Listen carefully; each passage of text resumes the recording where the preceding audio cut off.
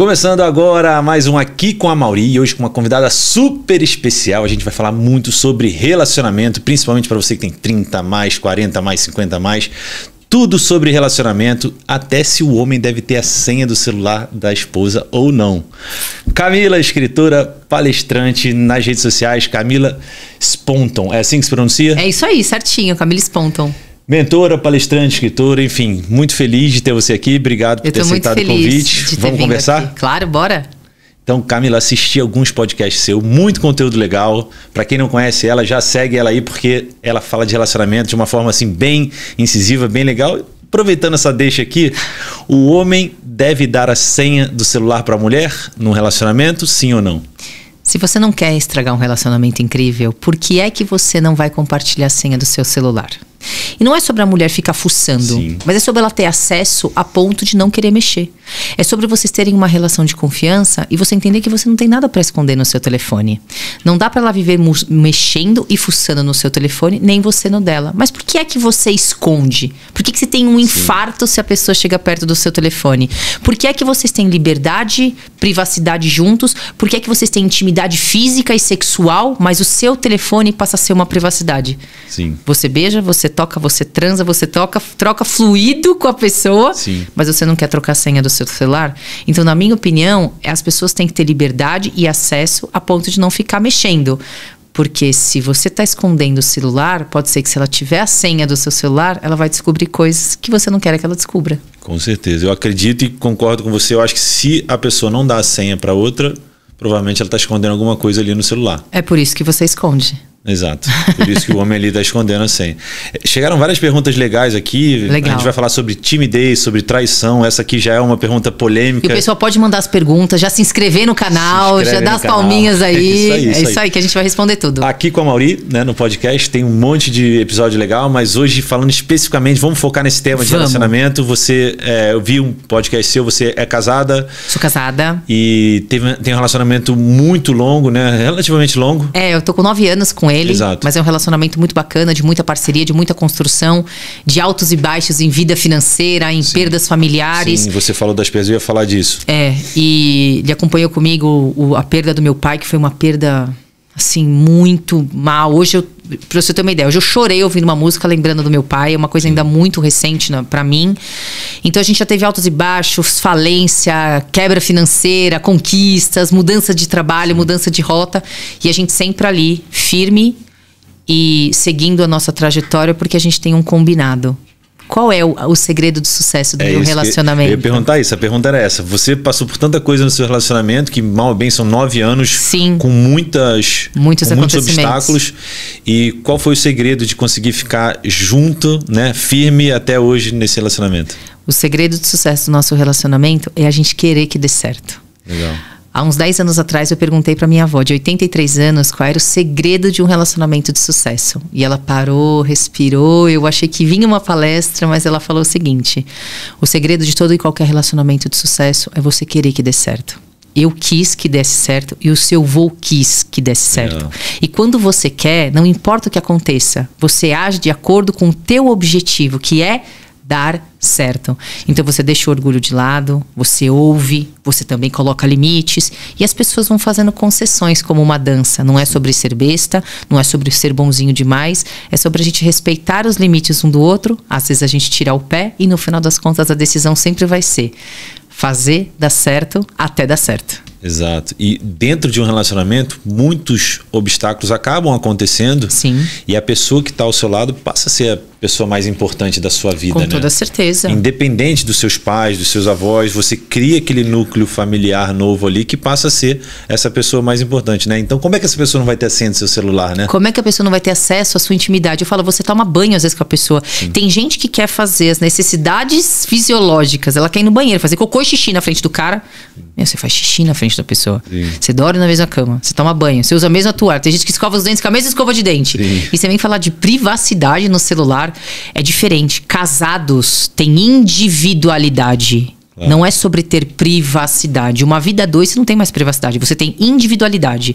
Que é você ter ali as suas coisas, é você ter o seu momento íntimo do banheiro, é você tomar banho. Tem as coisas que fazem parte da sua vida. Mas a partir do momento que você tem um casamento, você não tem mais privacidade. É sobre individualidade e você entender que uma vida ela é feita e construída por duas pessoas. Não vai invadir o celular da pessoa o tempo todo. A razão da sua vida não posso ficar aqui no celular. Exato. Se você não confia nessa pessoa, alguma coisa está de errado no relacionamento. Seja na sua percepção ou algo que a pessoa esteja fazendo. Então, o acesso ao celular não é sobre você ficar fuçando, mas é você ter acesso e liberdade a ponto de nem querer mexer. Exato. E essa é a verdadeira dança de um relacionamento. Como que meu marido não vai ter se acontece alguma coisa comigo?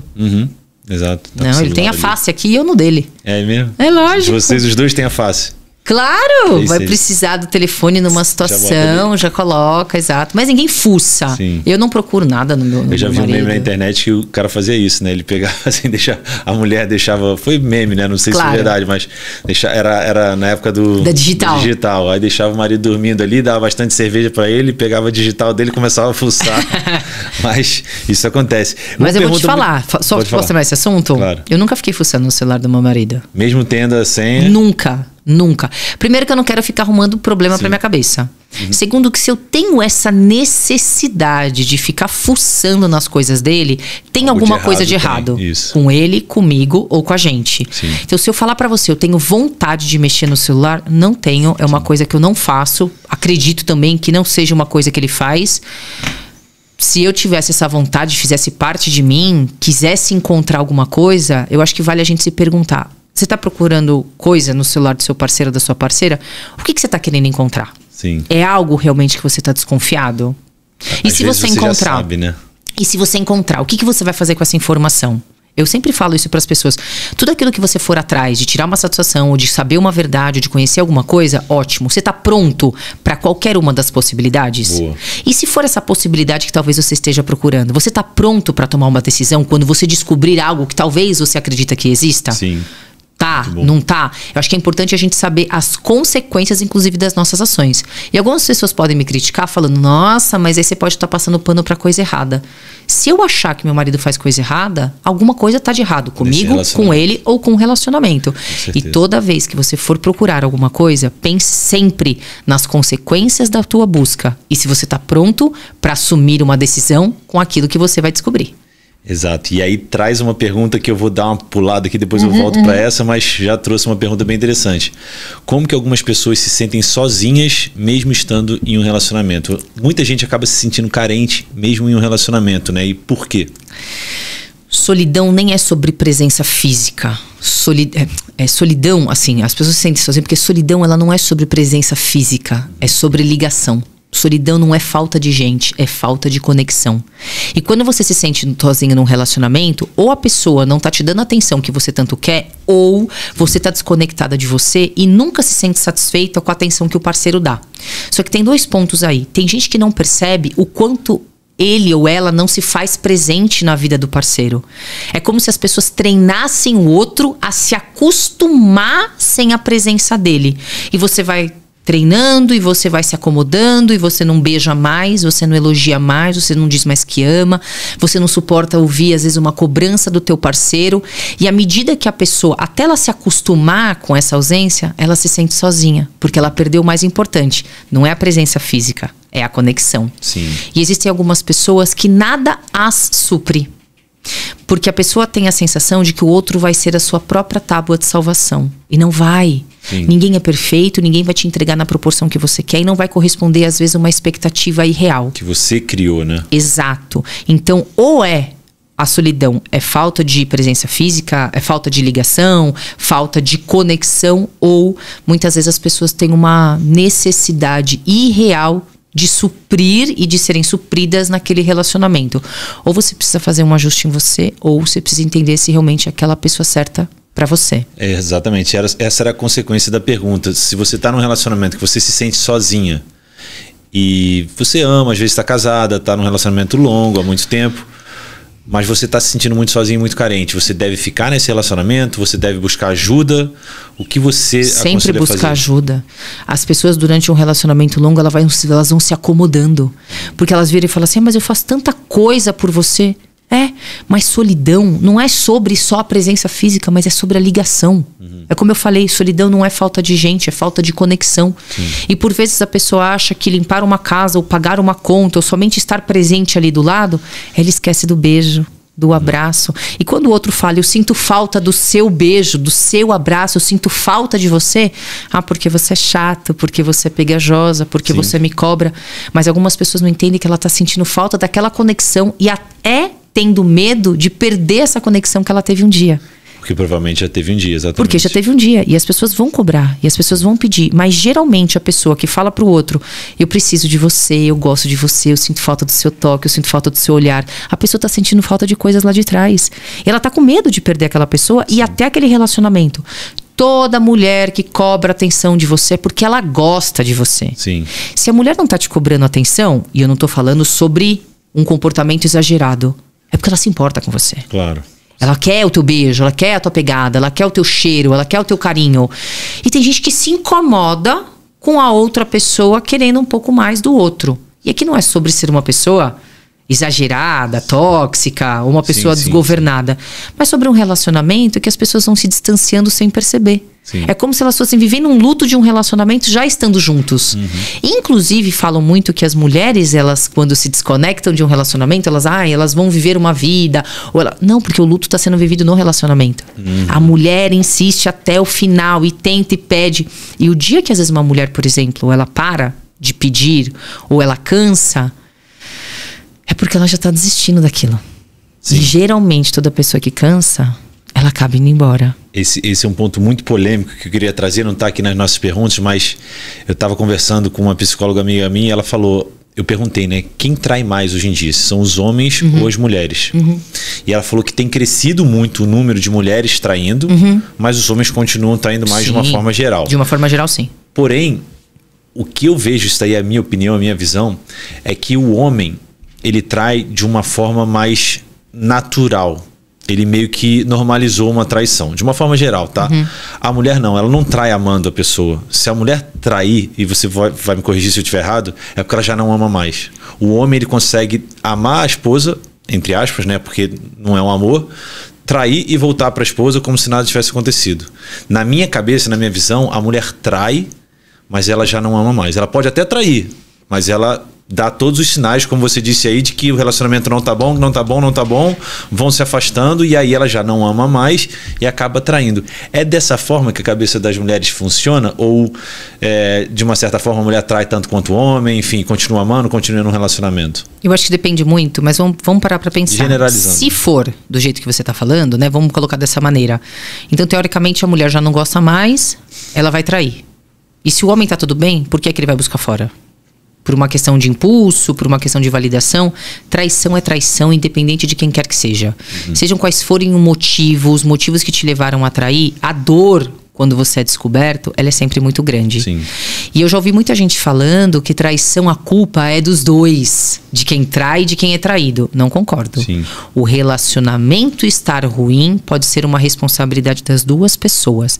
Mas a decisão de buscar fora é sempre de quem vai buscar. Sim. Seja homem ou seja mulher. E se isso fosse igualmente possível de ser dividido, a dor de quem descobre é diferente de quem é descoberto. Com certeza. Quanto tempo dura a dor de quem descobre? E quanto tempo dura a dor de quem é descoberto? Sim. As pessoas que sofrem porque são descobertos é por uma questão de culpa, é um remorso, é uma exposição, é uma mudança da sua imagem que as pessoas têm sobre você. Interessante. Agora, quem descobre é uma punhalada, é uma quebra de confiança, porque a pessoa decidiu fazer aquilo e geralmente quando as pessoas são descobertas não foi uma situação pontual. Sim. É um processo que se repete, é um relacionamento que se estabeleceu. E aí a pergunta eu esqueci que você está falando, quem trai mais, quem não trai? Na verdade a pergunta assim, eu estou reformulando conforme você está respondendo, porque eu acho bem interessante o seu ponto. A pergunta é a seguinte, a mulher consegue trair mesmo amando o parceiro num relacionamento, ou ela não trai quando ela está amando? Porque o homem, eu sei que ele consegue trair amando, entendeu? O homem tem esse pensamento um pouco diferente da mulher. Ele é mais carnal, mais visual. Eu acho que a mulher, pelo menos a impressão que eu tinha, é que a mulher só trai quando ela já não está amando mais. É difícil a mulher trair e voltar para casa. Eu sei que existem casos, né? Mas eu tô falando de uma forma geral. Mas assim, você acha que a mulher trai tanto quanto o homem nesse nível não assim, acredito. carnal? Ou não. a mulher mais já tá desiludida do relacionamento e acaba traindo por conta do relacionamento já não tá mais do jeito que ela imaginava? Eu acho que existe todo tipo de gente, todo tipo de pessoa. Todo tipo de traição. Né? Todo tipo de traição. Mas vamos pensar na média. Vamos pensar na maioria. Né? Não vamos transformar coisas pontuais em regra. Mas em sua grande maioria, ainda acredito eu que os homens traem mais do que as mulheres. Em contrapartida, eu venho percebendo que os homens estão muito mais disponíveis para um relacionamento sério do que as próprias mulheres. Boa. É o que eu tenho observado hoje dentro da minha amostra, dentro de onde eu estou e inclusive com a minha audiência. Legal. Os homens mais dispostos a se sacrificar por um relacionamento do que uma mulher se sacrificar por um relacionamento. Seja por conta das feridas, das dores, Sim. dos traumas, das experiências, não importa. Legal. Mas hoje tem acontecido muito mais isso. O homem que quer estar muito mais disposto do que a própria mulher que diz que quer estar disposta para esse relacionamento de mutualidade, de troca, de servidão. E sobre traição, não dá pra gente generalizar. Eu acredito que os homens ainda traem mais. Mas quando geralmente as mulheres traem, e aqui o ponto específico não é sobre quem trai mais ou quem trai Sim. menos, mas é porque ela tá mais broxada, Sim. desanimada, desgostosa, sem admiração. Dificilmente uma mulher vai trair um homem sendo que ela tem admiração por ele. Ele fala, esse cara é o cara. É isso que eu tô querendo dizer. Eu acredito que a traição não é só sobre relacionamento. E eu não acho que traição deve existir. Isso é uma quebra de acordos muito séria. A não ser que as pessoas topem esse tipo de relacionamento, mas pra mim não é o que funciona. Traição é quebra de acordo e ponto. Seja de homem, de mulher, com motivo, sem motivo, não importa. O grande ponto é... geralmente aconteceu alguma coisa. Ou vem acontecendo. Ou ela tá... é errado. Claro. Sempre deixando muito claro Sim. isso. Mas ela tá broxada. Ela tá desgostosa. Por isso que você vê pessoas que têm um pseudo casamento feliz. E aí vão falar, mas por que essa pessoa traiu? Tem alguma coisa ali dentro daquele relacionamento que tá passando despercebido. Porém, existe uma coisa muito importante que eu preciso falar pras mulheres. Mulheres... cuidado. Às vezes vocês dizem que vocês querem o príncipe, o perfeito, o disponível, o estável. Cuidado. Tem muita gente que diz que quer o príncipe encantado, mas não tá buscando um relacionamento saudável de verdade. Tá buscando adrenalina. E aí, quando você tem um homem mais tranquilo, mais saudável emocionalmente, o cara que não tem o tchan, Sim. da indisponibilidade, o tchan da rejeição, as mulheres vão dizer que o homem é morno, que o homem é xoxo, que ele Sim. é sem graça, porque ele está disponível, porque ele está emocionado. Um homem bom, muitas vezes, é confundido com um homem emocionado, Sim. porque ele vai estar sempre disposto e disponível a te entregar aquilo que você tanto quer. Só que a partir do momento que você recebe aquilo que você quer, você enjoa, você cansa, é batido, é muito morno, ou... estabilidade emocional é isso. E muita gente diz que quer um relacionamento saudável, um cara bacana, que te priorize, e o dia que isso acontece a pessoa não quer. Sim. Porque ela aprendeu durante a vida dela que amor é sobre instabilidade, é sobre você não ter segurança. E aí você deixa de investir numa pessoa bacana, procura aquela pessoa que não te prioriza, que não te liga, que não te Sim. deixa como alguém especial na vida dele, que te trata como um segredo, como se você fosse uma amante, porque você esquece que você quer um relacionamento saudável, aliás, diz que quer um relacionamento saudável, mas sem perceber, por conta da sua vida e das suas dores, você busca a adrenalina, e o caos que você tanto diz fugir, muitas vezes é o caos que as pessoas procuram. Perfeito. Essa é uma pergunta muito boa que eu vou dar uma elaborada um pouquinho mais pra frente, mas uma pergunta bem interessante é: o que a mulher não deve fazer no primeiro encontro? De jeito nenhum. Top 3 aí de temas ou assuntos que a mulher não deveria, na sua opinião, que a mulher não deveria fazer num primeiro encontro.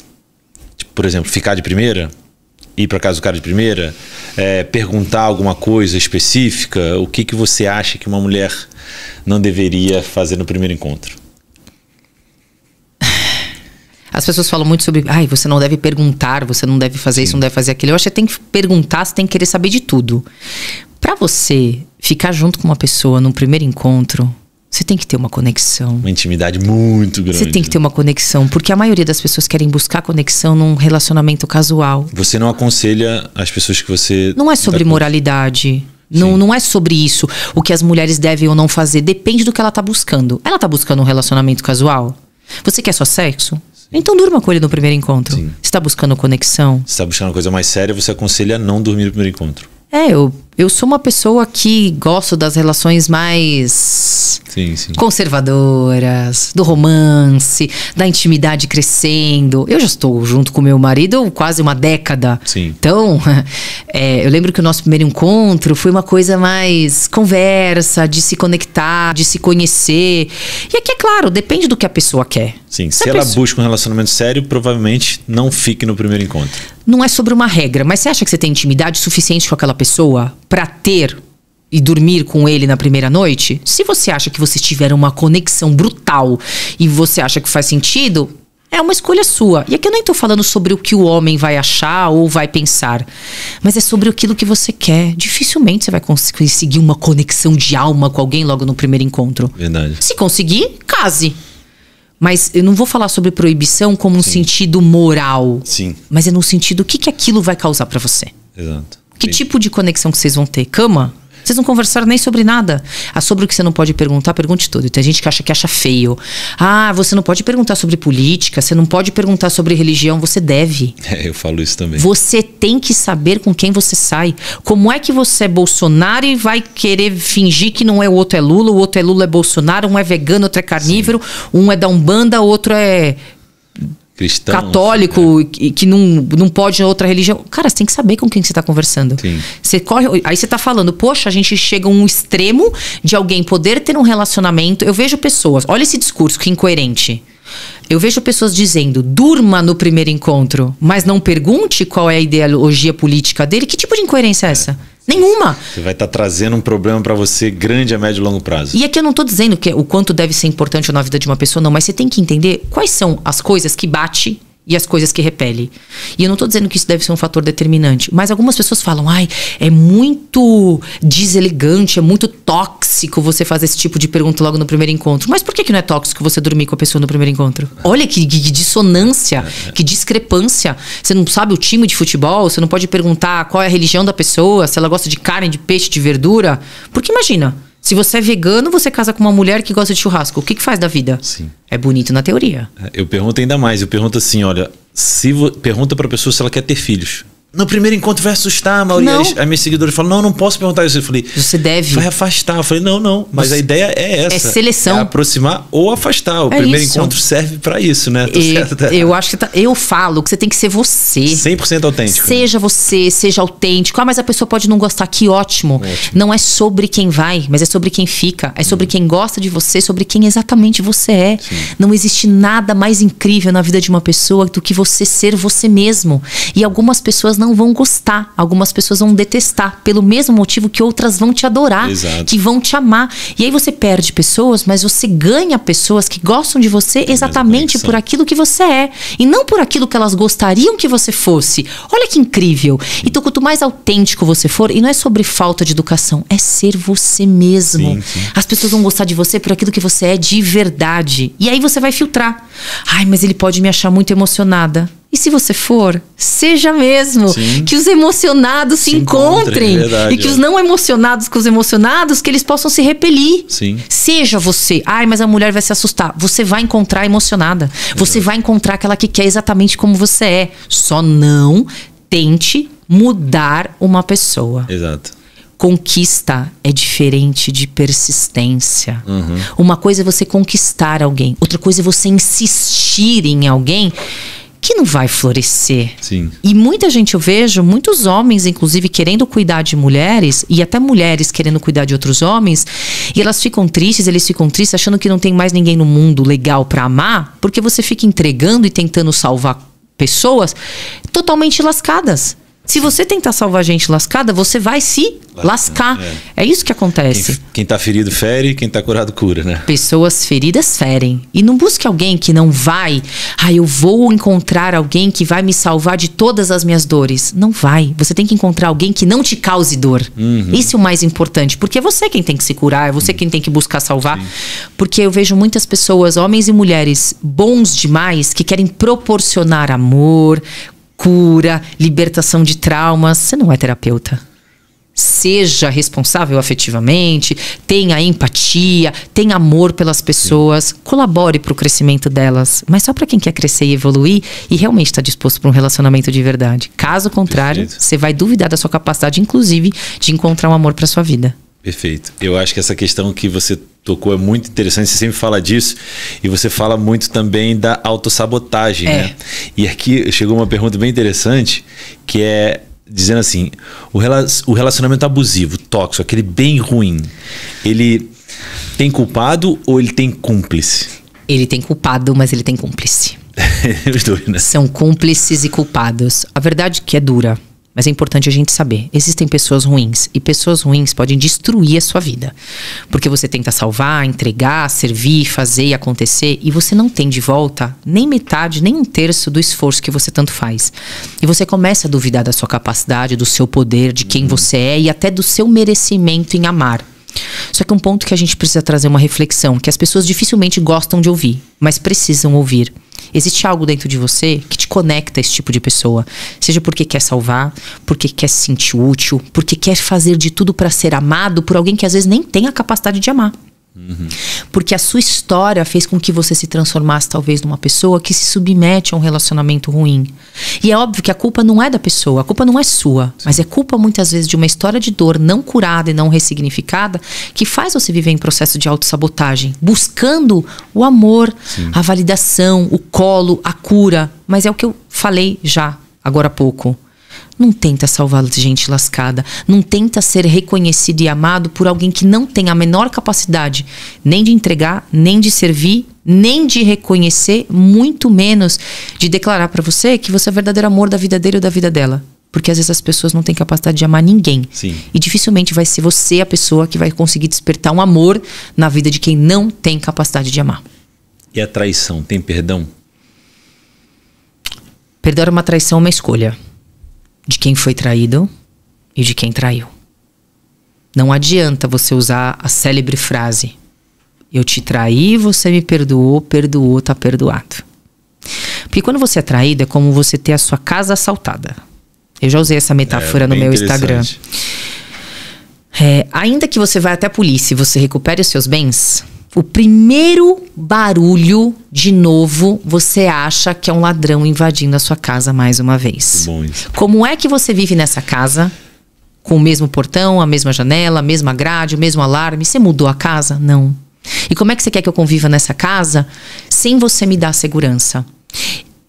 Perdão de traição é uma decisão de ambos. Jamais perdoe alguém ou aceite uma traição porque as pessoas esperam isso de você. Jamais não aceite uma traição porque as pessoas esperam isso de você. É uma decisão completamente sua. Mas é óbvio, se a pessoa faz isso sempre, e mais uma vez, e mais uma vez, ou mais uma vez, e mais uma vez, entra ano, sai ano e a pessoa não vai mudar. Por isso que eu falei, a decisão não é só de quem foi traído, mas é de quem traiu, de mudar. Nem sempre a pessoa vai se transformar numa pessoa perfeita, mas aquilo que ela precisa mudar para impedir novamente você se magoar, ela também precisa mudar. Por isso que traição é uma decisão de ambos. Não adianta só um querer perdoar. Sim. Se quem traiu não fizer o mínimo esforço para mudar, de nada vai adiantar. E você acha que quem trai tem desvio de caráter? Não é só desvio de caráter. As pessoas transformam comportamentos disfuncionais em desvios de caráter. Pode ser imaturidade também? Na maioria dos casos. E aqui não é justificando traição. Traição é uma escolha e ponto final. A grande questão é o que faz a pessoa fazer o que ela faz. Roubar é errado, independente dos motivos que te levem. Matar é errado, independente dos motivos que te levem. Trair é errado, independente dos motivos que te levem a isso. Mas geralmente, qual é a história, o histórico dessa pessoa? E você que for fazer um corte dessa parte, por favor, preserve isso que eu for falar. Se você for fazer esse corte, é importante as pessoas saberem. Não é sobre desvio de caráter, mas é muitas vezes o que tem por trás dessa pessoa, ou qual é a história oculta que ela tem dentro dela para fazer o que ela faz sempre. A pessoa precisa da conquista.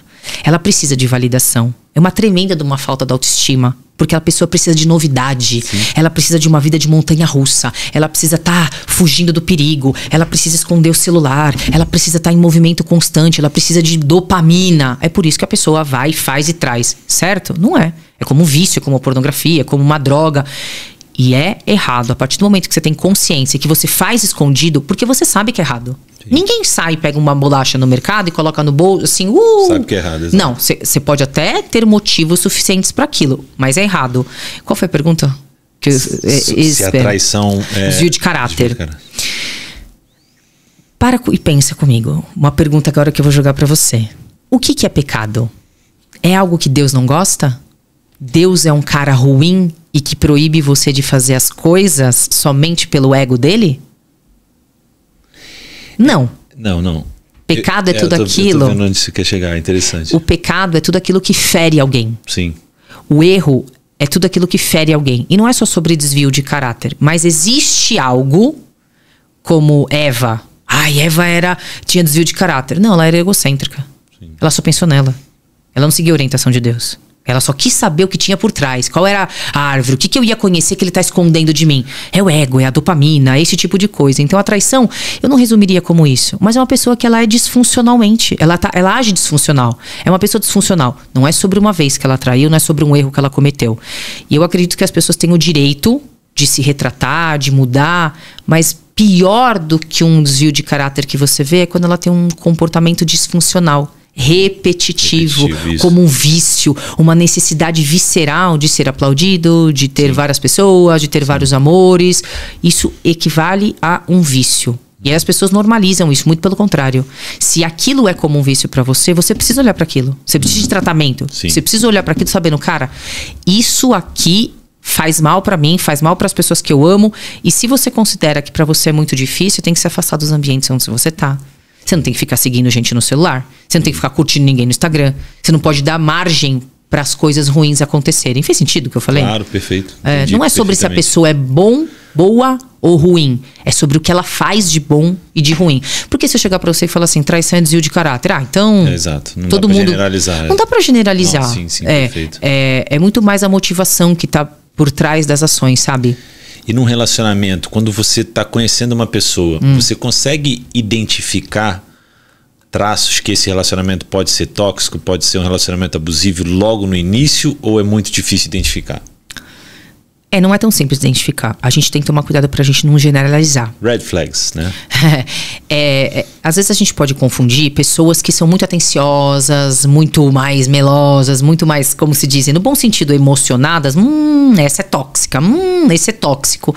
Não, a pessoa, no bom sentido e melhor de todos, às vezes ela é um pouco emocionada, ela é mais visceral, ela tá mais envolvida, ela quer falar com você, exceto se o pseudo-excesso não seja por uma insegurança que transborda e travestida de um sentimento de carinho e preocupação e atenção. Mas tudo que é muita intimidade não é carinho. Intimidade em excesso, invasão em excesso, olhar padrões de comportamento não é tão simples. Porém, cuidado com historinhas que parecem ser verdadeiras. Muita gente que cai em golpe de relacionamento abusivo, essas pessoas que levam golpe financeiro, elas acreditam assim numas histórias. Sim. Elas vão... Qual é a evidência? E ele é milionário, e ele só pediu R$1 milhão. Aconteceu com uma corretora agora. Ele é milionário e ele...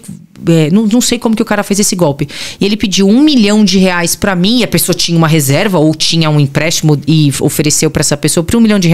Qual a evidência que esse cara tem? É um carro que ele poderia alugar ou pegar emprestado? É uma casa? É uma família? Cadê a história dele? Cadê o Instagram dele? Sim. Quem são as pessoas que convivem com ele? Eu sei que algumas coisas são difíceis. Mas qual é o risco que você corre? Qual é a garantia que você tem? É uma cama bem feita? Sim. É um carinho que a pessoa faz? Um carinho que ela é maravilhosa? Cuidado. Não é sobre você desconfiar. Mas histórias muito perfeitas, muito maquiadas, pessoas sem defeitos. Eu não acredito nisso. O problema não são pessoas boas, mas são pessoas que dizem que são boas. Sim, sabe, sim. Pessoas que dizem que são perfeitas. Pessoas perfeitas não existem. A gente tem que ter medo das pessoas que se dizem perfeitas. Então é tomar cuidado com aquelas histórias que parecem perfeitas. Pessoas sem defeito não existe. Exato. Não é sobre... Desculpa. Um relacionamento não é sobre uma pessoa que não tem defeitos, mas é sobre o quanto você consegue tolerar cada um daqueles defeitos. Defeito e diferença, né? Muitas vezes o defeito de uma pessoa acaba sendo uma simples diferença que você não sabe lidar ou que você consegue lidar. Então o relacionamento, para dar certo, acaba tendo diferença, o homem e a mulher vão ter diferenças, né? Eu gosto de chamar de diferença ao invés de defeitos, porque defeito todo mundo tem. Perfeito. Não dá pra tirar, mas assim, as diferenças, você gosta do vermelho, eu gosto do branco. E aí? Vamos lidar com essa diferença? Então fica assim, entendeu?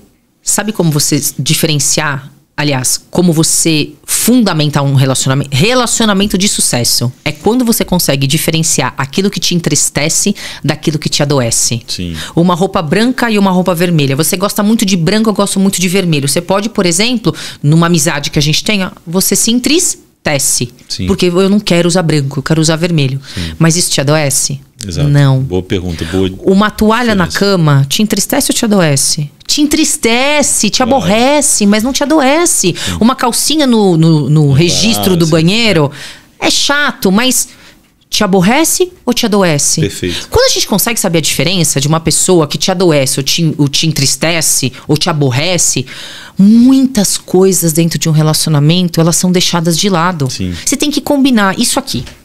Te adoece ou te aborrece? Ah, isso aqui me aborrece. Então eu não tenho prioridade de mudar isso aqui. Lidar com isso? Não, tá bom, eu não preciso mudar cara isso de aqui. direita e a mulher é de esquerda.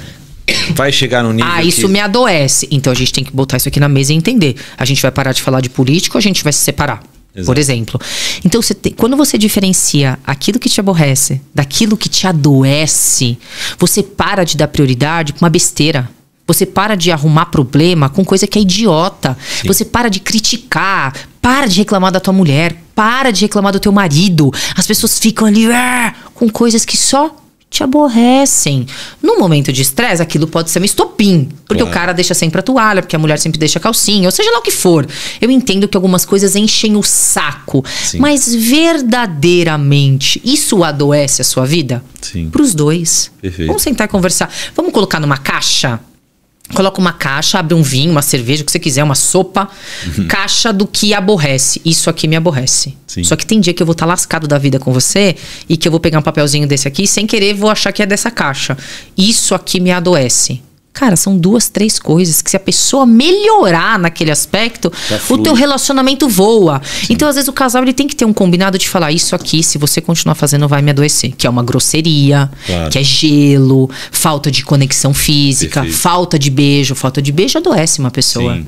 Não aborrece, ela adoece um relacionamento no sentido de você perde a conexão. Falta de um elogio, falta de presente numa data especial. E não é sobre presente, Mauri. Elogiar, estar presente. É você estar presente, é você ter esforço para comprar, às vezes, um presente. Você dar um dinheiro é muito legal, mas você se esforçar para comprar um presente para uma pessoa, às vezes até mais simples, é tão bacana, porque você se esforçou, você fez aquilo. Colocou energia ali para fazer. Casais, o dia que vocês separarem a caixa do que te entristece e do que te adoece, não tem como o relacionamento dar errado.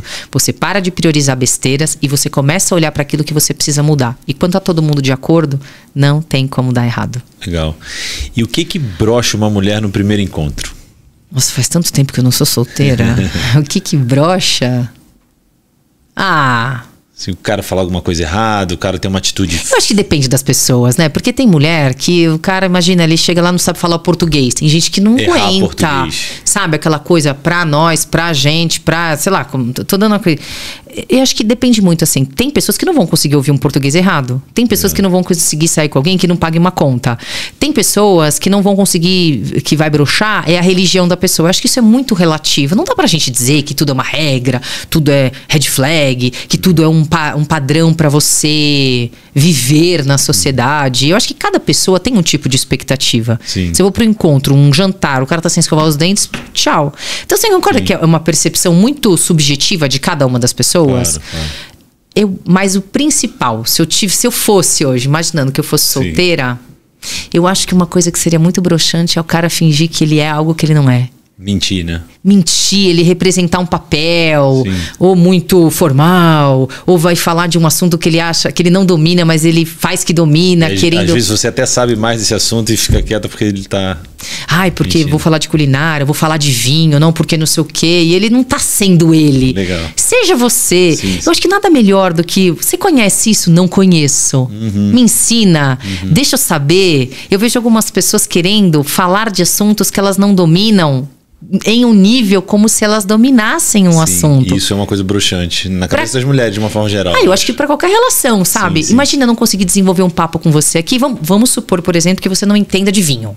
Sim. Mas você aprendeu o nome de 2 uvas e um terroir, sei lá. Como se conhecesse. E aí você fala daquele negócio legal. Uma coisa é você falar empolgado de o pouco que você conheceu. Outra coisa é você se fazer de especialista de um assunto que você não tem a menor profundidade. Sim. Eu acho isso relacionamento a 2, em qualquer instância, amizade, sociedade, não brocha. Bruxante. Porque a pessoa não é aquilo. Verdade, faz Eu acho sentido. legal a simplicidade das pessoas. De eu chegar e falar assim, por exemplo, eu gosto desse vinho. Exemplo, Camila. Um exemplo, eu adoro esse vinho porque ele é não sei da onde, ele é um francês, sei lá, um exemplo. Aí você vira e fala assim pra mim, vou te falar, acho chique, adoro tomar vinho, mas se eu te falar que eu não entendo nada de vinho, eu só entendo de beber, nossa, aquilo que você sabe, você transborda na pessoa e vice-versa. Por que eu vou falar que eu sei um assunto? É diferente de você se mostrar interessado. Legal. E eu sei que não dá pra gente sangrar em qualquer tanque de tubarão. Sim. Mas a falta de autenticidade pra mim... É uma coisa que... Eu acho que as mulheres em geral, acho que todo mundo deve concordar com isso, mas quem deve pagar a conta no primeiro encontro? O homem. O homem, né? Eu sou acostumada com uma coisa mais antiga. Eu já não sou solteira há muito tempo. Sim. Na verdade, eu acho que eu tenho 40 anos. Eu acho que eu vivi 22 anos da minha vida namorando. Porque eu sempre tive namoros longos. Eu sempre namorei. Aí eu ficava 3 meses separada, vinha 5 anos de namoro. Aí 6 meses separada, 10 anos agora casada, Legal, assim, com meu marido. Então a minha referência ela é muito de namoro. Não é sobre... Eu não sou da pegada da época de... Como é que chama? De aplicativo. Sim. Na minha época de solteira tava começando. Sim. Mas eu acredito que as nossas necessidades, elas funcionam para todo tipo de relacionamento. Com certeza. Sabe? Seja você, seja autêntico. Na minha época, era o cara que hoje em dia todo mundo sai de Uber, né? Aquele cara que punha a chave do carro na mesa. Sabe? Da Mercedes, da BM. Ai, Senhor amado. Se algo que você tem precisa vir na frente de quem você é, então quem você é? Exato. Você está se escondendo ali atrás, né, dos... Então, se um bem material precisa vir na frente de uma pessoa, que valor você tem? Legal. Eu acho que as pessoas têm o valor por ser quem elas são. Sim. A história delas, o que elas podem agregar na sua vida. E não só sobre um carro, um relógio, uma bolsa, mas o que tem por trás de tudo isso. Legal. Porque as coisas, elas são temporárias. Sim. Hoje você pode ter um carro, um celular, uma rede social, mas e se você perder tudo isso? Quem é o Amaury? Exato. Quem é a Camila? Boa pergunta. Quem são as pessoas? E Legal. é isso que eu acho que é o mais interessante. A essência de uma pessoa. Quando alguém coloca amor e dinheiro na mesma prateleira, esquece. Você não está procurando um amor. Química para dar errado, né? Você está procurando um negócio. Equação para dar errado. Faça uma sociedade. Abra uma empresa. Mas não busque um relacionamento onde o sentimento está na mesma prateleira do dinheiro. Sim. Porque não se sustenta. Exato. É claro que pessoas de diferentes níveis sociais, muito discrepantes, eu acredito que seja um pouco difícil para você. Dar certo. Eu acredito. Mas isso é só uma crença. Dá para ser? Dá para ser. É só que todo mundo tem que se ajudar e compreender essas diferenças. Dinheiro nunca vai ser fator de escolha, na minha opinião. Sim. Ele pode ser um fator e um critério de desembate, alguma coisa que você olha, aqui eu tenho vantagem, mas não dá. Se você coloca amor e dinheiro na mesma prateleira, você não está procurando amor, você está procurando um negócio. Sabe que eu fiz um post recentemente sobre isso, né? Que hoje em dia o termo mulher troféu mudou do que era antigamente. Hoje em dia as mulheres estão buscando ser mulher troféu. Eu encontrei um cara na fila de um restaurante e ele falou exatamente isso. Ele falou, eu falei, ei, cara, você tá namorando e tal, conhecido assim. Aí falou, amor, eu tô num relacionamento já e tal. Eu falei, mas como assim? Você tá namorando ou não tá? Não entendi. Ele falou, não, tem uma mulher troféu. Eu falei, como assim mulher troféu? Aí ele falou, eu pago 90 mil pra ela por mês e ela tá disponível pra mim quando eu preciso. Aí eu falei, tô entendendo errado aqui, mas como é que é? Aí eu falei, quando eu vou jantar com a minha família, eu falei, ela mora com você? Eu falei, não, eu pago o aluguel dela e tal, não sei o quê. Aí hoje... Mas ela não tem outros homens? Então, aí foi a pergunta que eu gerei. Eu falei, mas ela é exclusiva sua? Ele falou, exclusividade não, tem prioridade. Ou seja, é uma mulher que ele banca literalmente, né? E aí eu postei isso e deu uma viralizada e tal. Só que hoje em dia... Algumas mulheres comentaram assim, eu quero ser uma mulher troféu de alguém. Ao invés de falar, poxa, isso daí, muitos foram nessa linha, isso daí tem outro nome e tal. E outras já foram assim, não, eu quero essa nomenclatura também, eu quero mulher troféu. Me apresenta alguém, Amaury, assim. E aí eu vi que os valores, principalmente, né, que a gente é um pouquinho mais velho, já tem 42, mudaram muito dos anos 90, 2000 para o que é hoje em dia. Da nossa época. Exato. E o que acontece quando uma pessoa de 40 anos fica solteira? Qual é a dica que você dá para uma pessoa de 35, 40, 45 anos que fica solteira, que entra nesse game de novo de estou solteiro, o que eu faço agora? Estou divorciado, enfim, independente da situação, o que eu faço agora? Legal, ótima pergunta. Algumas pessoas, depois de um certo tempo, elas ficam solteiras. E elas acreditam que a idade é um fator muito limitante para você ter um novo relacionamento. E de fato porque a amostra fica menor. Uma mulher de 30 anos, ela consegue se relacionar com um cara de 40, um cara de 25, um cara de 35, a margem acaba sendo maior. E as mulheres, é natural, isso é social. E quem falar que isso não é verdade, tá fechando os olhos para uma realidade. Eu não vou dizer jamais que uma mulher de 40 anos, 50, 60 não tem valor, até porque eu também sou uma mulher de 40 anos. A grande questão é, não se limite pela sua idade, não se limite pelo seu tempo. Porque se você se amedronta com medo de não encontrar alguém, você vai se satisfazer com qualquer pessoa. E quando eu falo qualquer pessoa, não é sobre o que a pessoa tem, mas é sobre quem a pessoa é. Você pode se satisfazer com ser maltratada, com ser traída, com ter um relacionamento com alguém que não tem prioridade. Uma pessoa que acabou de ficar solteira, independente da idade dela, se desenvolva, saiba quem é você, quais foram as coisas que você fez ou que você aceitou nos seus relacionamentos passados. O que deu certo, o que deu errado. Porque se você começar um novo relacionamento sendo a mesma pessoa de quando você era, quando você terminou, o resultado tende a ser o mesmo. É o mesmo padrão de escolha, é o mesmo padrão de comportamento. Então se cure, se conheça, se restaure do seu antigo relacionamento para então você buscar um relacionamento novo. Mas não fique desesperada, porque o desespero faz você ou atrair a pessoa errada ou não atrair ninguém. Porque você vibra no medo e o medo te afasta de toda e qualquer possibilidade. Tem gente para todo mundo. Tem gente pra de 30, pra de 40, pra de 50, pra de 60. Não fica achando que não vai ter alguém pra você. Tem menos opções? Tem. Você não vai ouvir assovio na rua como você ouvia com 20 anos? Pode ser que não vá. Ou pode ser que vá. Sim. Mas é uma seleção natural e quando chegar vai ser a pessoa pra você. Não fique desesperada. Sim. Se cure, se encontre. E quando você se cura por dentro, você resplandece por fora. E tudo aquilo que é seu vai dar um jeito sim de te encontrar. Sim, eu acredito muito nisso, concordo com tudo que você falou. Mas quando a gente sai de um relacionamento, a gente acaba trazendo traços desse relacionamento. Então a gente é uma pessoa diferente do que a gente era antes desse relacionamento. Absolutamente. Mais madura, a gente sabe que funciona. Então a partir dos 40 anos ali, eu acho que o meu público, talvez o teu público também seja 35 mais, 40. O meu é 35 mais. 35 mais, 40, 45. A maioria. Eu recebo muitas mensagens, a maioria tô perdida, terminei um relacionamento de 22 anos, de 20 anos, de 10 anos. O que eu faço? E aí eu... Calma. Respira. Antes de entrar num outro relacionamento, tente se autoconhecer, porque você é uma nova pessoa que teve um relacionamento, que isso deu certo, isso deu errado. Porque provavelmente você tem uma chance grande de ter um próximo relacionamento que pode ser pro resto da sua vida. Então, assim, não se desespere, né? Ou te ferir por um longo período de tempo e você começar a desacreditar de quem você é. Exato. E para recuperar depois dos 40, eu uso a relação um pouco do jogador de futebol, que eu fui jogador de futebol. O jogador de futebol, quando ele se machuca com 20 anos, ele rapidamente retorna aos gramados, né? Agora, quando ele se machuca com 35, é diferente. Já é o final de carreira ali. Então, assim... Ele tá no limite. Isso vai pro emocional também. Eu trago pro relacionamento. Olha, para se machucar ali com 35, 40, evite qualquer relacionamento. Não se desespere, vá com calma, né? Não sua analogia é perfeita. Não é sobre você ter medo, sobre se esconder, mas é para você não se desesperar. Quando você vê pessoas desesperadas, eu tô desesperada, aparece qualquer coisa na sua frente, você topa. Em nome de uma carência, em nome de uma solidão, e às vezes em nome até de provar para quem te deixou, te traiu, te enganou, o valor que você tem. Nunca tomem decisões baseadas em vingança, tá? Eu vou mostrar pra pessoa que eu posso, que eu aconteço, que alguém me quer. Pelo amor de Deus.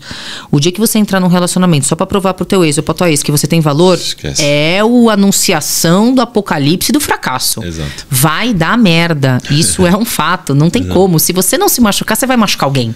Porque você toma uma decisão pelo motivo errado. Exato. Não se desespere, porque o que é seu vai te encontrar. Você diz, olha, eu anotei isso aqui, você diz que o amor não humilha, não agride e não descarta. Como identificar sinais sutis de humilhação emocional? Eu achei legal essa frase, né? Quando é amor, não humilha, não agride, não descarta, né? Porque se fizer isso, provavelmente não foi amor, né? E aí, como identificar os sinais sutis de humilhação emocional, principalmente? Sinais de humilhação. Quando que uma pessoa humilha? A humilhação, ela vem daquilo que só é legal para uma parte. Quando a piada só é engraçada para uma parte, quando aquilo só favorece uma das partes, quando aquilo só te traz vantagens, aliás, quando aquilo traz vantagens somente para uma pessoa. Isso são sinais de egoísmo, de humilhação, de falta de amor ou até falta de consideração. Eu vejo pessoas que dizem amar os outros, mas elas não têm a mínima consideração. Um exemplo importante. Eu vi um vídeo, e eu não sei se eu postei esse vídeo na minha rede social. Um homem, a mulher assoprando o bolo. Eu até vou colocar na edição isso aqui. A mulher assoprando a velinha de aniversário, ele tira a vela, coloca o neném no sofá e ele dá uma bolada assim, ó, com o bolo na cara da mulher, que aquilo não foi só o bolo, foi uma força. Sim. Parece que o cara tava querendo fazer isso há muito tempo. Né?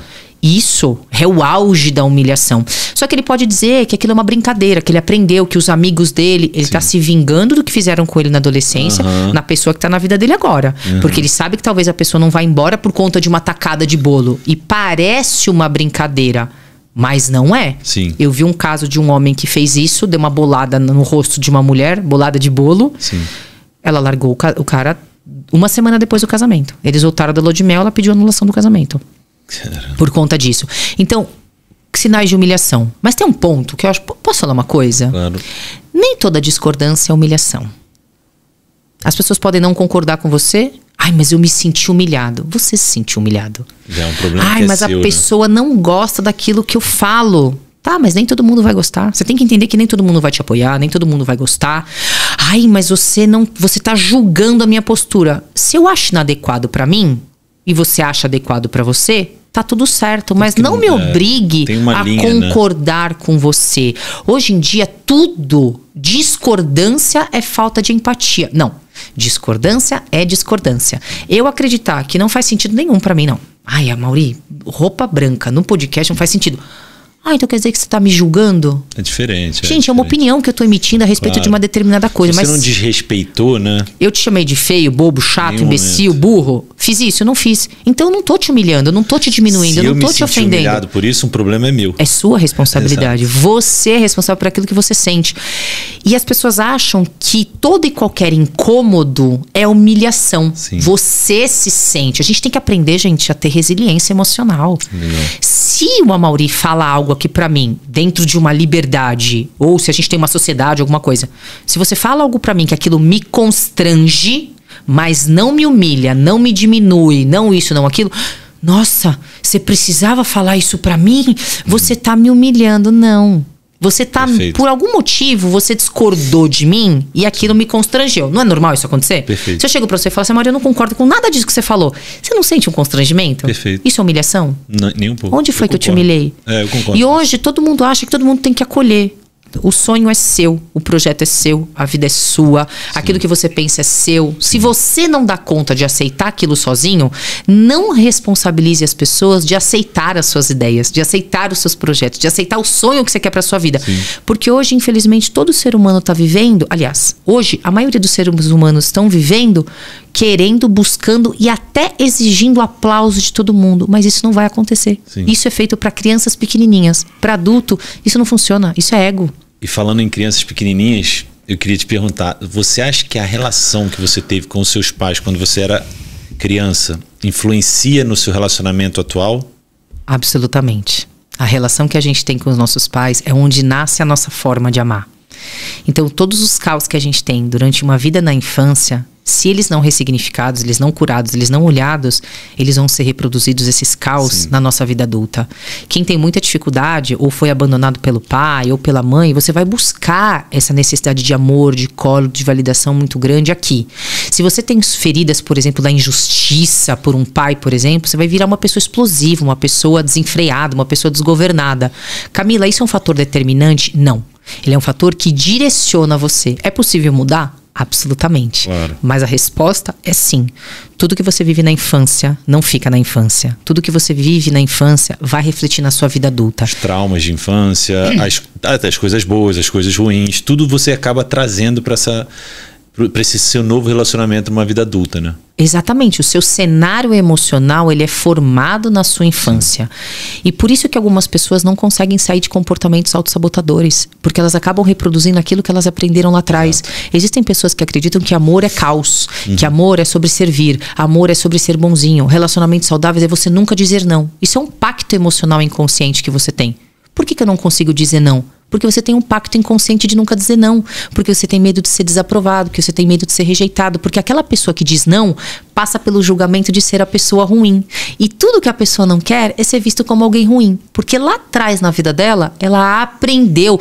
Ai, eu não posso ser ruim, eu preciso ser bonzinho o tempo todo, eu preciso agradar as pessoas. E não necessariamente você colocar limites ou dizer não é sobre sua responsabilidade o que a pessoa vai sentir. Exato. Porque geralmente só reclama a pessoa que reclama, né? De quando você começa a impor limites, é a mesma que se beneficia pela falta deles. Exato. É essa pessoa que vai reclamar que você começa a colocar limites, porque ela não tem consciência e se beneficia da sua incapacidade de colocar limite. Muito bom. Você fala muito sobre autossabotagem, né? Sim. Vamos dar uma resumida aqui. O que é exatamente a autossabotagem nos relacionamentos? É quando você não consegue se comportar da forma mais produtiva dentro de uma relação e por mais que o comportamento ele seja quase que inconsciente e automático, é algo que você faz que pode prejudicar suas relações, mas no fundo você não tem intenção de fazer aquilo para prejudicar. No fundo, você foge de um cenário de dor ou tenta reproduzir um cenário mais confortável para você que você teve na infância. Exemplo, um comportamento autossabotador é a dificuldade de falar não. O que a pessoa foge não dizendo não? Foge do ato de ser criticado, julgado e ser visto como alguém ruim, certo? Sim. Só que o fato de você não dizer não é autossabotagem? Sim. Porque você deixa de colocar limites ou começa a se sobrecarregar por fazer coisas a mais que não deveria fazer. Perfeito. Então, no fundo, é um comportamento autossabotador, mas o que ela foge? Da crítica de ser visto como alguém ruim. Ou da necessidade de ser visto como alguém que é maravilhosa e não diz não pra ninguém. Sim. Entende? Isso é um exemplo de comportamento autossabotador por conta de um pacto inconsciente formado lá atrás. Essa era uma que entrava aqui, que era em relação ao pacto inconsciente. Que você fala muito sobre isso, que é criar esse acordo que você faz, né? Quase que uma guerra fria, né? Quase que uma maldição que você tem na sua vida. Eu não consigo mudar. Por que as pessoas não conseguem mudar de forma fácil? Você sabe por quê? Sim. Porque a mudança que você quer para sua vida é exatamente a dor que você mais teme. Exemplo, uma pessoa tem um descontrole emocional. Além dela não conhecer as técnicas necessárias para você praticar o autocontrole emocional da sua vida, ela vai passar por aquilo que ela menos quer, que é o quê? Ficar quieta, ficar em silêncio e aceitar a opinião de outras pessoas, por exemplo. Uma pessoa boazinha demais. Por que ela não consegue deixar de ser boazinha de uma forma tão rápida? Porque ela vai passar pelo possível julgamento das pessoas de ser vista como malzinha.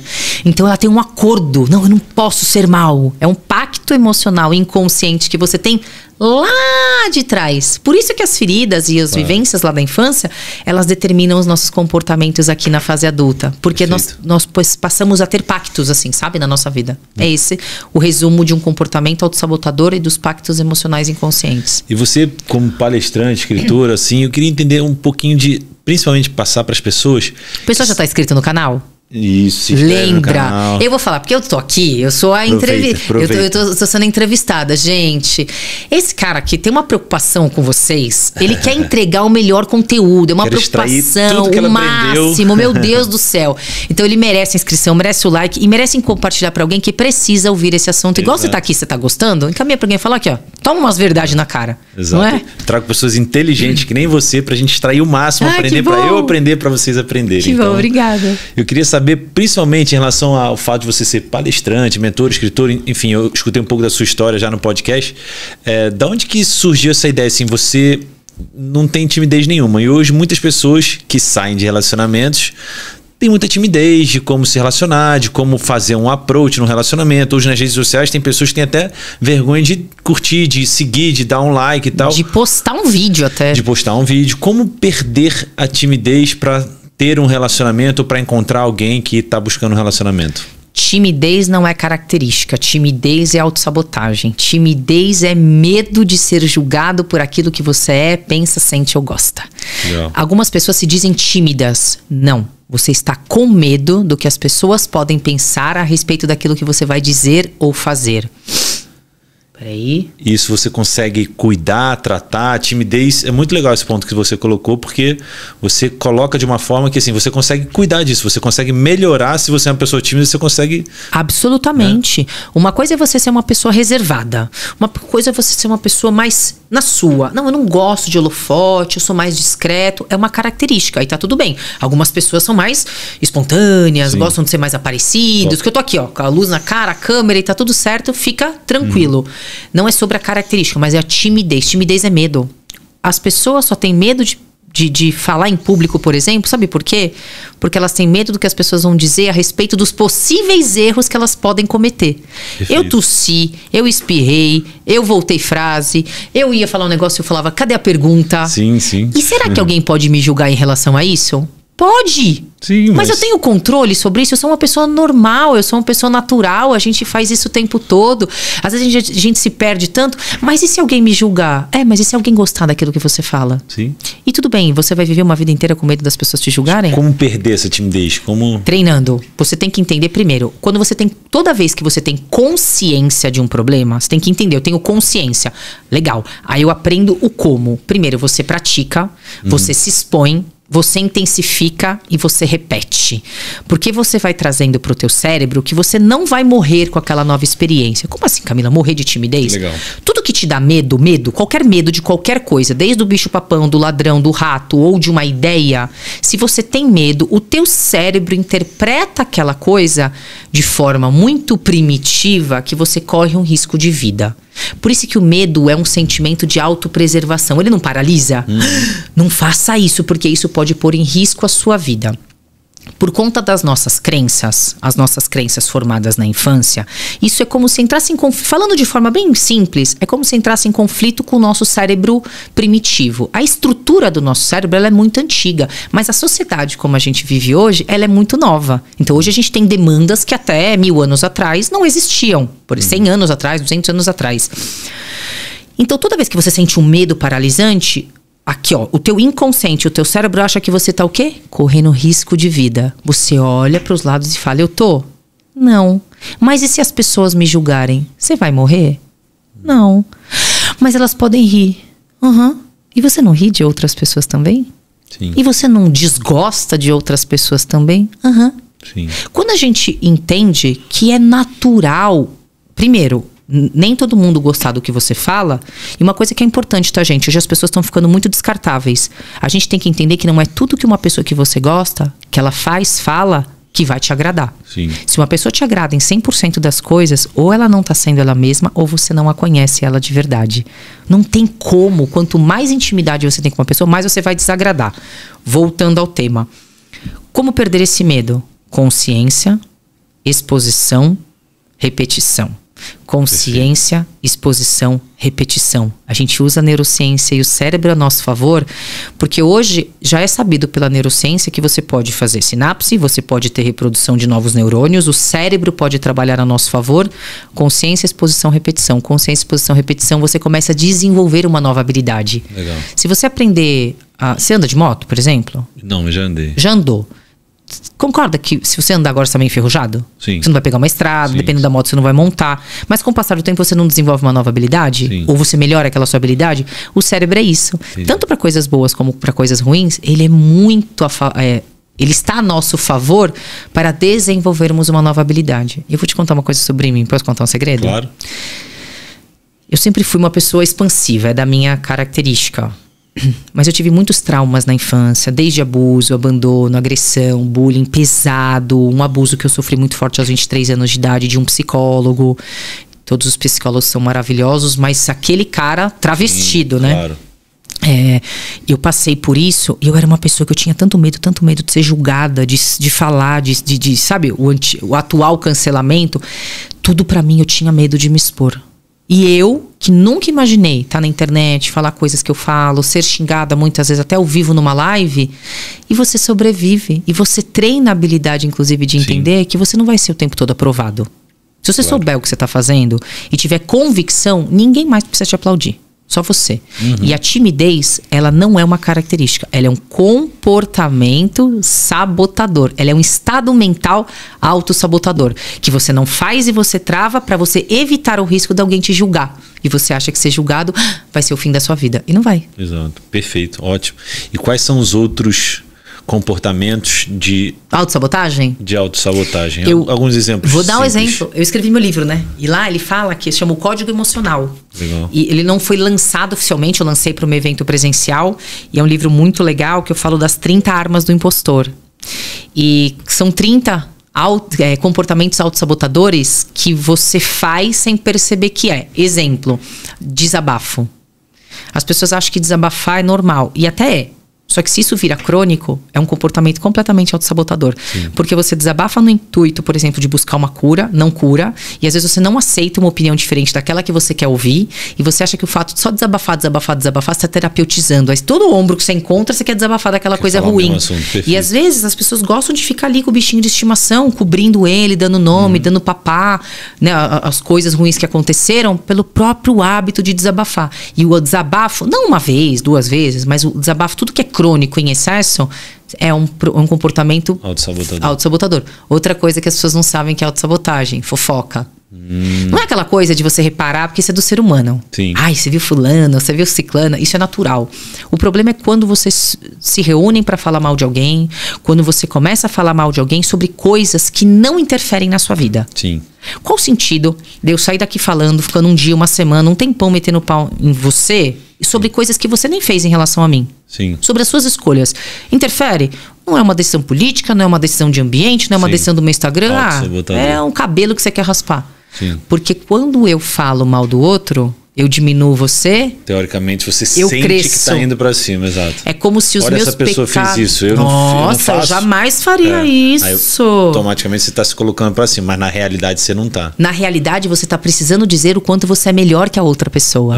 Não é sobre reparar, não é sobre um comentário, não é sobre fofoquinha. Claro, mas a fofoca crônica é você dizer o quanto você é melhor que a outra pessoa. Por isso que tanta gente fala mal dos outros. Sim. Sem motivo e necessidade aparente. Automaticamente para se sentir melhor em porque algum momento. O seu pecado eu não peco. Mas isso esse meu gol pecado. Aí no futebol, esse gol aí eu não perdia. Eu não perdi, Isso é um comentário para você se sentir melhor, né? Claro. Vai lá, então. Exato, vai lá e faz. Neymar, falam muito mal do Neymar, né? O tempo inteiro. Quem fala mal dele é porque tá querendo se botar assim de alguma forma. Coisas mas que o cara e nada interfere na vida. Eu vou te falar uma coisa. Tá bom, isso pode ser polêmico, pode ser que seja um corte ou não, mas eu aposto. A maioria das pessoas, principalmente homens que falam mal do cara, se tivessem a vida, a possibilidade, as condições que ele tem, seriam 10, 20, 80 vezes piores, mais acelerados do que o cara. Com certeza. Vai fazer. Filho, você não consegue dar conta da tua casa, sem falar que a postura do Neymar que é inadequada. Irmão, vai pra lá, vai trabalhar. Muita gente hoje quer ganhar like na internet de qualquer motivo. Aí vai falar mal de alguém, seja dele, seja da Virgínia, seja alguém que construiu, que chegou onde chegou. As pessoas querem falar mal justamente para tentar... No Brasil é pecado crescer, no Brasil é pecado enriquecer. Exato. A gente tem que tomar cuidado porque sem perceber a gente começa a criticar pessoas e coisas que no fundo era tudo que a outra pessoa queria. Mas às vezes você critica tanto o outro porque no fundo lidar com a frustração de não ser e não ter às vezes aquilo que aquela pessoa tem é muito pesado para você. Perfeito. Então você vomita sobre o outro, que o outro não presta, que a outra não presta, que a outra não é, porque geralmente, e na maioria dos casos, aquilo que o outro ou a outra tem, você não consegue suportar o fato do outro ter e lidar com a situação de você não ter e talvez nunca tenha aquilo que o outro conquistou. Perfeito, ótimo. Eu vi um pouco do seu conteúdo, eu acho muito legal. Um pouco mais de água, não perde a pergunta. Tá. E aí, eu queria saber um pouco, assim, você tem uma base cristã. Sim. Né? E no seu conteúdo você fala sobre isso? Os seus ensinamentos são com base cristã? Absolutamente. Absolutamente. Inclusive, todo sábado eu faço devocional. Legal. Às 8h05 da manhã. E você tem as lives? Tenho as lives pela manhã. Antes eu fazia todo dia, agora tem semana que eu faço todo dia, tem semana que não. Às vezes eu preciso de um pouco de férias por conta dos projetos que estão acontecendo. Sim. Mas o ano passado, por exemplo, eu fiz mais de 326 lives. Legal. Fiz quase todos os dias. Quase todos os dias. Exceto domingo, exceto alguns domingos que eu fiz. E sempre com um tema específico. Antes eu fazia... foi legal a sua pergunta. Antes eu fazia lives diárias voltadas sempre para o tema da Bíblia. Mas eu comecei a perceber que o público ele estava entendendo que Deus era o grande responsável por salvar as nossas vidas. Sim. E que a gente estava perdendo a grande oportunidade de sermos autorresponsáveis pela nossa própria história, a nossa própria jornada. Porque Deus, ele é soberano, ele é absoluto, ele faz milagres, mas ele não faz mágica. Claro. E ele só faz aquilo que, na verdade, a gente permite que ele faça nas nossas vidas. Perfeito. A Bíblia, ela é muito clara em dizer: eis que estou à porta e bato. Aquele que deixar entrar, abrir, eu vou entrar, vou cear, e vai ser tudo muito fofinho. Então é nesse aspecto. E eu comecei a perceber que eu falei, pera, a gente tá deixando, eu tô correndo risco, inclusive eu tô judiando da minha audiência. As pessoas interpretam de uma forma diferente, perfeito. Ai, Deus vai fazer um milagre, Deus vai mudar aquela situação, Deus não vai... E você tá fazendo o que pra isso? Exato. Deus não faz você voar. Deus renova suas forças para que você voe como águia. Perfeito. É você. Jesus não pega o fardo e carrega sozinho e deixa você de boa. Você tem que fazer Ele a sua parte. Divide o fardo. Tá aqui, ó. Eu vou te ajudar, mas caminha. Sim. Ele pede para puxar a pedra e fala, Lázaro, vem. Sim, ele não vai lá buscar o Lázaro lá dentro. Então, os meus ensinamentos, eles são muito baseados, inclusive, na palavra. Legal. Eu trago isso muito. E eu falo uma coisa, e eu sou muito criticada sobre o ponto do livre-arbítrio de Deus. Ele é absoluto. Sim. Ele não é condicional. Por que na sua percepção, se você quiser ir agora e matar alguém, você pode, não pode? Sim. Se você quiser. Claro. Isso é o quê? Livre-arbítrio. Livre-arbítrio. Ai, eu estou orando por uma situação. Ore. Continue orando porque Deus é soberano. Sim. Mas se tu não fizer a sua parte, irmão, perfeito. não vai funcionar. Eu vi isso aí, achei bem legal quando você começou a falar um pouco da sua base cristã. É muito parecido com as coisas que eu penso, que acho que chegaram até a te perguntar se você acredita em destino ou se a pessoa é cada decisão que ela toma que vai direcionando a vida dela, né? Eu acho que Deus tem planos para cada um de nós, no sentido de que eu acredito que Deus tem os melhores planos para sua vida. Claro. E os melhores planos para mim, de saúde, de abundância. Só que a gente está vivendo nessa terra. E existem coisas que vão sair pelo meio do caminho, vão acontecer, são escolhas nossas, são fatalidades, são acidentes. E aí tem coisas entre o céu e a terra que não vão ter explicações e nem eu consigo te dizer, porque quem conheceu a mente do Senhor? Para mim é dessa maneira. Mas a gente tem o protagonismo. Porque para pensar, se nós não tivéssemos o livre-arbítrio ou ele fosse condicional, a gente não estaria aqui. E um dia eu tomei um hate pesado num post meu que eu falei sobre isso, sobre Deus não vai mudar aquele homem, não vai mudar aquela mulher por conta do livre-arbítrio. E as pessoas carcaram em mim, vindo falando que Saulo caiu do cavalo e se transformou em Paulo, e Jonas estava dentro da boca da baleia. Sim. Legal, só que vocês não terminaram de ler aquele livro da Bíblia. Saulo caiu do cavalo, viu a luz. Perfeito. É aquilo que Deus precisava para ele ter a opção de se converter ou não. Mas ele foi ide e pregar o evangelho, que ele foi em todas as igrejas, de Éfeso, de Corinto, de todas as igrejas. Foi a opção de quem? Dele. Único exclusivamente. Jonas, eu vou te levar até lá. Mas você acha que se ele não quisesse, ele teria feito? Sim. Não, ele fez porque ele quis. Porque Judas foi usado. Foi usado, ele foi a peça fundamental da traição, a história. Mas se ele não quisesse? Exato. Ia ser outro, meu filho. Exato. Ele poderia não ter escolhido fazer aquilo. A gente tem que fazer a nossa parte independente. Incondicionalmente. Deus reserva o melhor para cada uma das nossas vidas. Mas o poder está em você. Claro. Isso que eu falo do poder. Todos nós nascemos poderosos. Você não nasce sorrindo, festejando, subindo em armário. Hoje você não vai subindo num armário. Sim. As crianças, elas nascem assim poderosas, cheias de si. Às vezes egocêntricas, eu sei, mas não é esse o ponto. Você nasce poderoso. Com o passar do tempo, você vai perdendo o seu poder. Da sua essência. Vai criando, exatamente, pactos emocionais inconscientes por conta da sua história. E qual é o final disso? Viver em autossabotagem. Quando você resgata o seu poder, sabe o que acontece? Você tem uma conexão profunda com você e com Deus. Não existe uma conexão profunda com você sem Deus. Sim. E não existe uma conexão profunda com Deus sem você. Se você acha que Deus, tudo depende dele, você está desconectado de você e você tem uma visão distorcida daquilo que é Deus, da grandeza. Porque eu não acredito que seja nada de diferente do que nós estamos em Deus e Deus está em nós. É isso que eu penso. Onipresente, né? Algo mais que você queira colocar? Muito bom seu conteúdo, achei ótimo. Legal. Eu acho que a gente falou tanta coisa. Passei muito. Um pouquinho, mas estamos no horário. Você já ter me cortado, chutado assim, não, ó. Tá ótimo. Queria que você falasse suas redes sociais e algo mais que você queira colocar, que eu achei muito bom o seu conteúdo. Legal. Minhas redes sociais todas, Camila Sponton, com S mudo e N no final.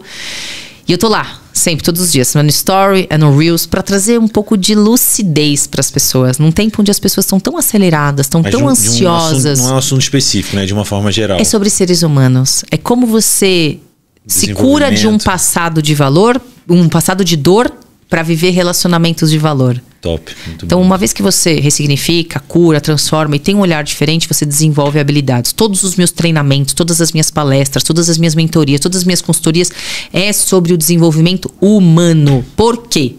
A gente se desenvolve no individual para resplandecer no mundo e em grupo, que são nos relacionamentos. Sociedade, amizade, relacionamento amoroso. Quem não está curado por dentro não consegue conviver legal por fora. Perfeito. Muito Cuide bom. das suas emoções, segue a Camila Sponton, se inscreve no canal e muito obrigada pela sua audiência. Obrigada pelo convite. Obrigado você, Gostei Camila. muito. Tá ótimo, muito bom. E é isso aí, pessoal. Esse aí foi mais um Aqui com a Mauri.